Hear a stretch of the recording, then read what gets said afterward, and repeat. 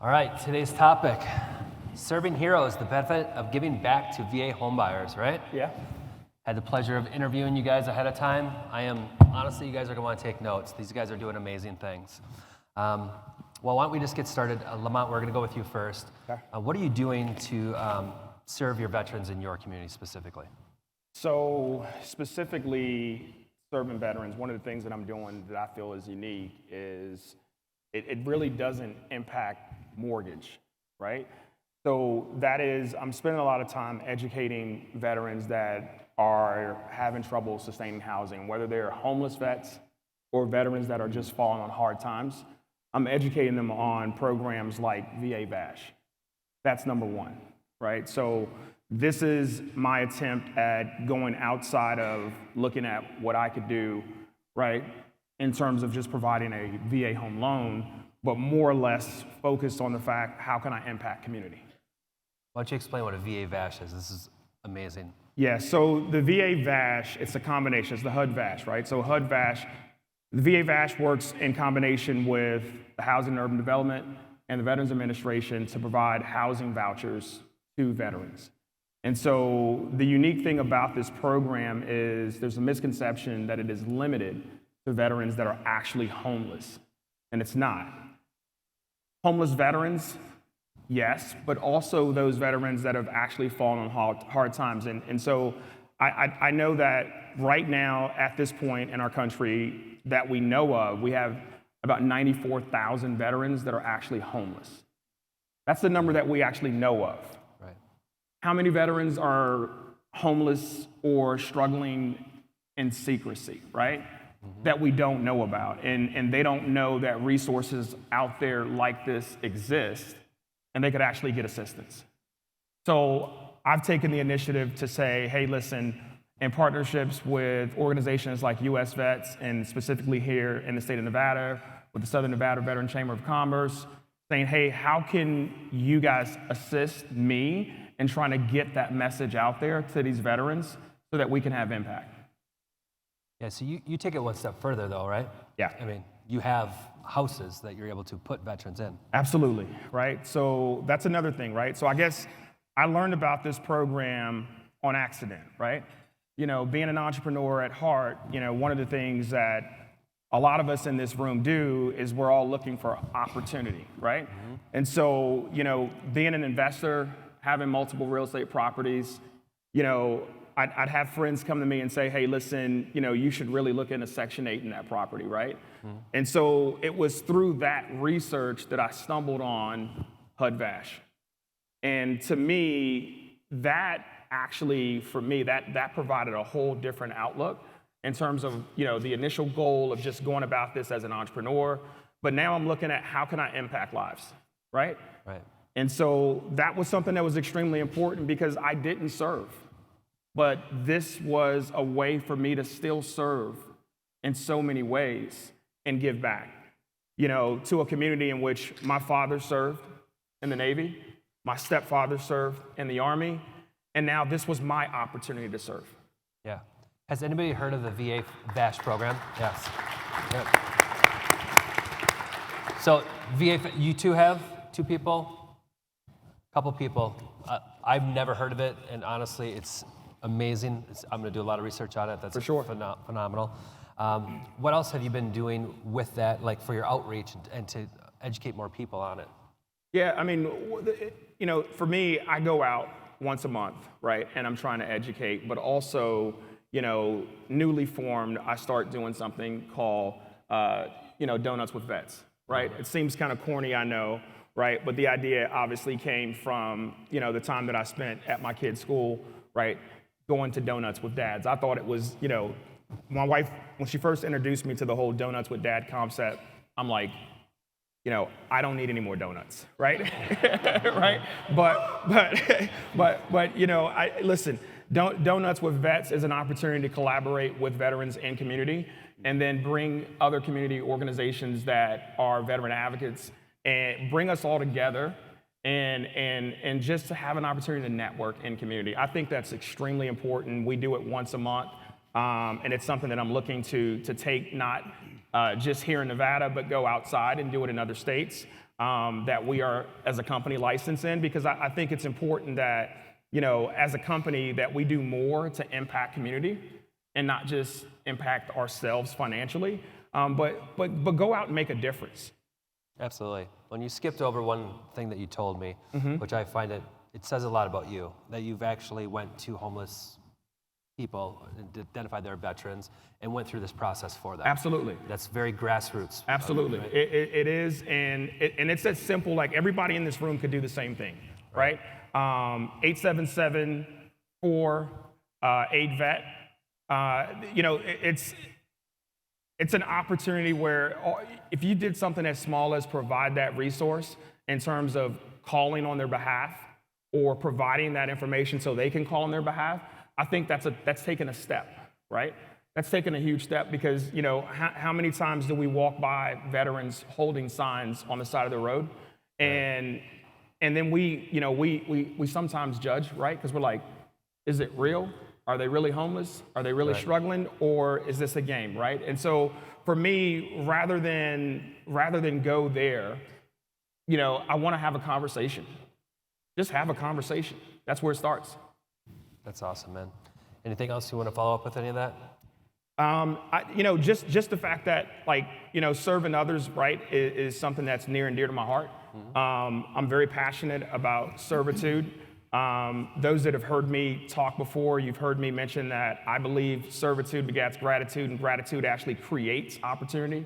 And I think that, when you lead with that type of heart, everything that's wonderful and that's supposed to be good in your life, it's going to follow, right? So I think that, just being selfless, because I look at servicemen and servicewomen, I look at you and your commitment and what you've made in terms of sacrifice to this country.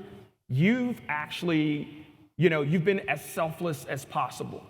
And I think that everybody in this room, whether we're serving in the military or not, I think that we all owe it to our servicemen and servicewomen to also be selfless.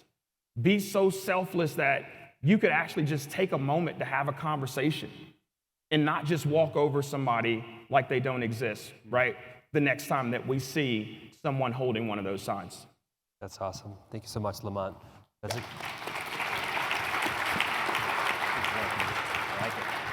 a good segue over here to Matt. Matt is doing some amazing things as well. Same question for you, Matt.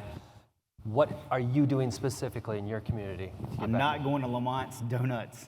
I put on about 30 pounds since I exited the Marine Corps in late 2018, and donuts are probably one of the major contributing factors to that.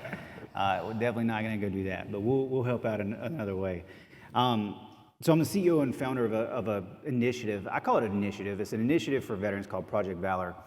And it arose, I think, because, and we were doing some math before this, and it's something that I kind of already knew about, is the 22 a day. We all hear about 22 a day, but it's kind of, 22 a day is very easy pill to swallow.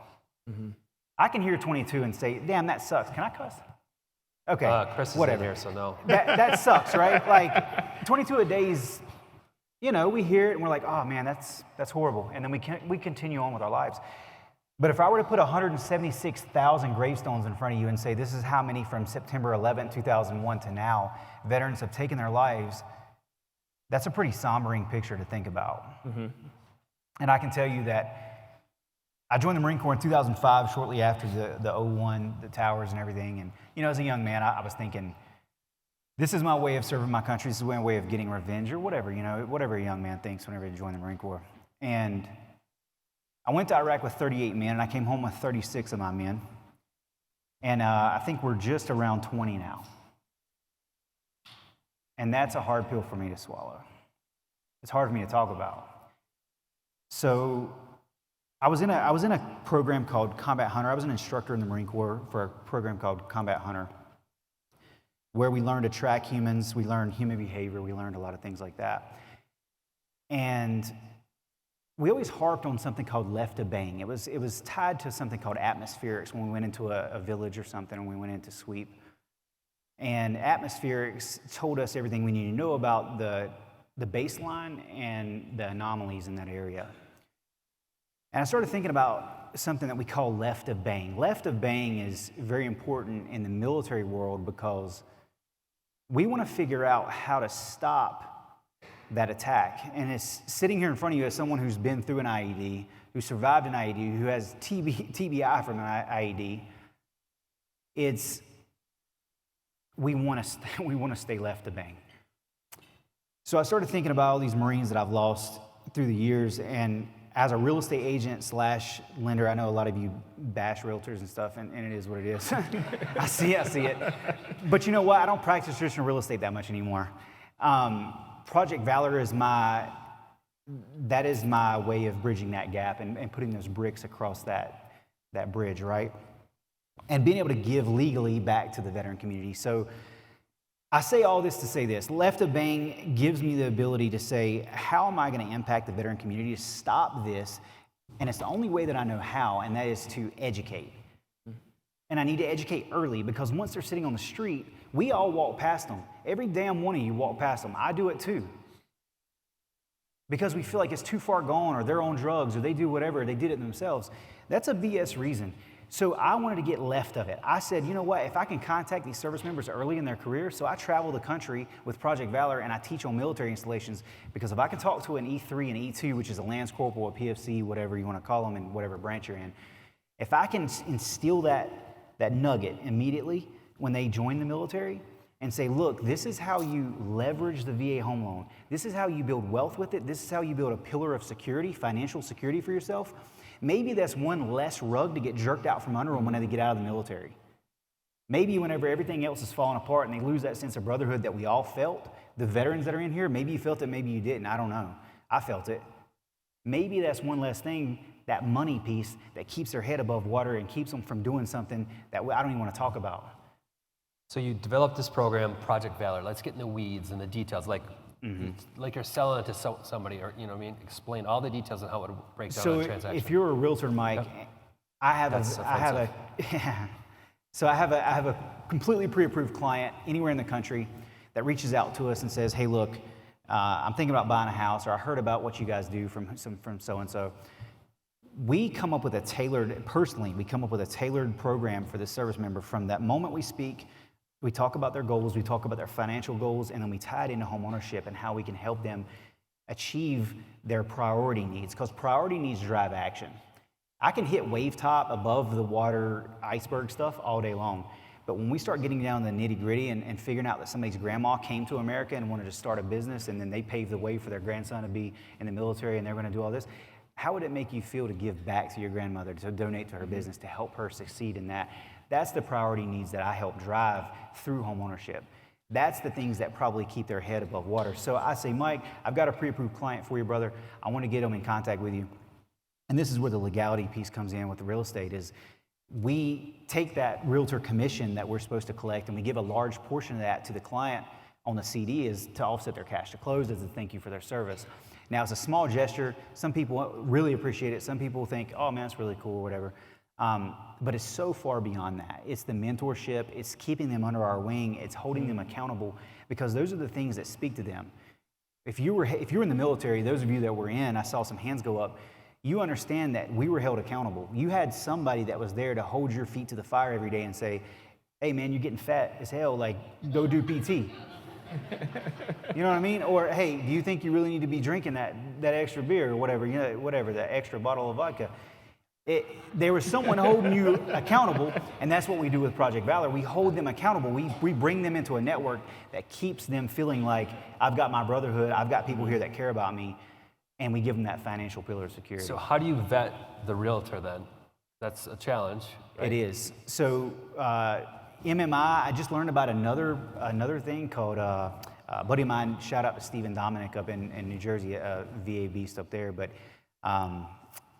so there's a new program. It's kind of like MMI, except it shows production for realtors. So it shows exactly what type of loans they're working with, what type of buyers they're working with. So we reach out to people like that, personally have a conversation with them, make sure they're schooled up too. If they're not, if they're lacking a little bit, we'll put them through some some education. So it's a good opportunity to identify a realtor that potentially you could work with, but then level them up as well, which a lot of realtors need. Agreed. The whole premise is to help veterans win, so we're going to do that at all costs. Cool. I don't know where Kurt went or how much time we're at. We're just going to keep going until Kurt yells at us. All right. So how is it different than Homes for Heroes? Yeah, so Project Valor is not and will never be a money grab. I want to give every single thing away for free. I want to get anything that comes out to the veterans, to anyone, needs to come out of my pocket. It doesn't need to come from anybody else. The education, the program, everything's going to be free because the whole goal is to educate everybody to better serve the veteran community. That's fantastic. Kurt, how much time do we have? What was that? 50. All right, cool. Anything else you want to tell us about that? How does that impact your, all the loans that you do, or are you able to do more loans because of it and help more veterans? Yeah, I mean, naturally, by default, people are reaching out to us to the states that we're licensed in. We're doing the loans. We're originating the loans for those guys and ladies. But it just gives us the opportunity to get in front of people and really save lives. I truly believe what we're building right now is going to save lives and reduce those numbers for homelessness and suicide rates in the decades to come. So that's the goal. That's fantastic.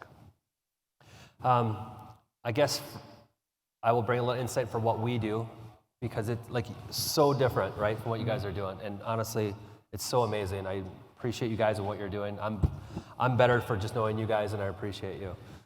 What we do is a little bit different. We don't. What we've actually done is recruited an in-house veteran, if you will. We have a veteran he was the Wisconsin Veteran of the Year 2 years ago, but really great guy that is very passionate about helping other veterans. He's a veteran advocate. And so he's out in the community and all the organizations and all that. And we just hit it off and got to be really good friends. He was on a podcast. We built him a podcast room in our office. We just basically gave him the tools he needed to go do what he needed to do, right? So you can be a veteran advocate, and sometimes you don't always have to be the boots on the ground. Mm-hmm. I mean, we have our own thing that we do with education, but for him, it was supporting him and just allowing him to go and identify the opportunities and then facilitating that. So just recently, 2 months ago or something like that, he knew a veteran that was going through a hard time that was off work, and he needed a lawnmower, right? So a few of us got together, got all the funds, got him a lawnmower, and threw in a grill as well, and went and dropped it off at his house. Nice. And shook the guy's hand, got to hear his full story. That's, for me, why I do it. That story, the emotion I could feel from that. I mean, we didn't post it on social media. We didn't do all that kind of stuff. It was about helping the veteran. For sure. And just doing what's right. Like it. So there's many ways to do it. So we have some extra time. Lamont, do you have anything to add with what you've been doing? For me, it's I get asked a lot of times, right, by non-veterans that are looking to impact when they kind of learn what I'm doing specifically, right? And the question that I'm commonly asked is where do I start? Because I'm not a veteran, right? And so for me, it's about, tapping in community to veteran organizations that are advocates for that community, like your organization, Matt, right? And so, tapping into those communities is extremely important. We talked about starting with your local chamber, right? I know that, most states have a VA chamber, not all of them do. But then you have a ton of nonprofit organizations like US Vets that I think are just absolutely amazing, and they go above and beyond. So I think, for the folks out that are trying to figure out where do I start? I want to be able to impact. I want to be able to make a difference. I think that you start by going to those resources, by reaching out to the VA specifically, right? And the VA can point you in the direction of resources that they know in terms of advocacy groups that are out there that they've vetted. I think that's a good place to start. We were also talking too about there should be some type of process when people are identifying that a veteran's in need when it comes to homelessness. Yeah. To cross-reference this and see if they're eligible for it. That doesn't exist, and I just don't understand why. It exists to a certain extent, right? So it exists to the extent that hotline number that I was referring to is a hotline that an individual would call, and when they call, the idea is there'd be an intake person that they would speak with who would find out things about, their actual well-being, find out specifically about if there's, any drug abuse, things along that line, and then, really, really dive into their mental health, right? Because, mental health is huge, right? And so that's something that would be an area of focus. And then the idea with the VA is that within 5 days, we would know what resources that are actually available to these folks or not, but we would get an answer within that time frame. Got it. Couple questions. Can you, that number, is it a local number or is it a national number? It's And can we play? 100%. So absolutely. And so the number. It's now a Q&A. Yeah. So the number is 877, right? For aid vet. And it is a national number. And, every county in this country has a HUD-VASH department that you could actually reach out to, right? And so, I would say start with whatever your county that you live in. Start by just going to Google and Googling your county name and HUD-VASH and see if you get local contact, because you should be able to get both email for whoever the director is for that HUD-VASH in that county, as well as that person's phone number. Cool. I have a question from Matt also. Go Yes, for sir. it. What's the name of that non-MMA program? You know what? I don't know, but I'll get it for you. Matt, you mentioned education. It's one thing that I'm very passionate about as well. Like, where do you start the education process when you're dealing with a veteran? Where do I start? Like, Right. where do I start? Where do you find the opportunities to educate veterans? On military installations. So around military installations, somebody that has a heart for veterans, it's not hard to ask a question. We look around at this whole event, this whole Fuse event, and we look at all these people in this room right here. Look at this. Look at how big the other rooms are. How many of us know who David Goggins is?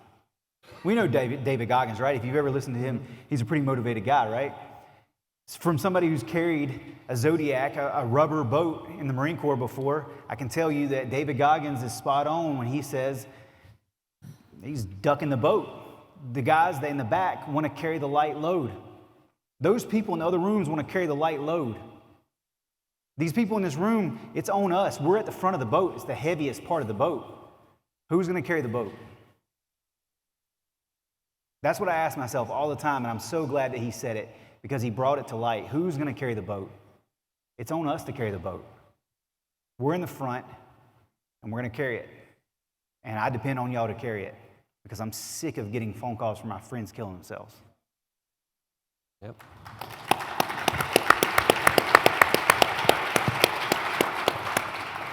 One other thing about education is, like, the sooner you can start getting in front of a veteran, the better, right? We had the pleasure of teaching classes, myth-busting classes on Fort McCoy Army Base in Wisconsin. And the first time we did it, it was a home run. And just to see the impact it was making to the people in that class. I mean, these people were told false things about the VA home loan their whole lives. And then we went in there and just crushed it all. And they're like, just blown away. I'm like, literally one lady who got so mad because literally, somebody mentioned it before, taking away generational wealth, because she could have had, different houses as she, changed bases and that kind of stuff. And she's like blown away by it. So the sooner we can get in front of veterans, educate them, empower them, so they can make those 100%. great decisions. It's right? left of bang. It's Yeah. getting left of the explosion. The explosion is the homelessness. Yeah. The explosion is putting the pistol in their mouth. Well, you Getting got- left of that, catching them at an early age. I know as a young Marine, I had no idea about the VA home loan. Matter of fact, I did 2 deployments to Fallujah, Iraq before I ever even heard the name VA home loan. Right. I had no clue. I like your socks. Thanks, buddy. America.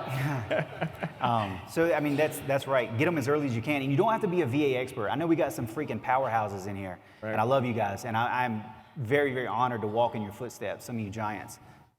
But you don't have to be an expert. if you open up the 26-7 and read a little bit, chapter 4 maybe, you can go out and you can blow some people's minds and you can change their life. So, I mean, you mentioned it before, a veteran that owns a home is less likely to commit suicide. 100%. It's amazing. 100%. If you have some financial stability to fall back on, would you agree that if things go sideways, if you have a little bit of money, you know, money's not everything, but you don't feel like crap holding money, you know what I'm saying? Like you hold money, you're like, damn, this feels pretty good. Yeah. If they can cash in on that or do a HELOC or do whatever or pay for a child's surgery or pay for their mom's surgery or do something, they're probably less likely to go down that rabbit hole, right? So we can all agree on that. Awesome. Well, thank you, gentlemen. This is some amazing information. All you guys out there, make sure you bombard these guys. Don't let them have any free time. Talk to them, get all the info, learn what they're doing. Thanks, Mike. I really appreciate you guys being up here and sharing your stories. You. All right. Thanks, guys. Thank you. Thank y'all.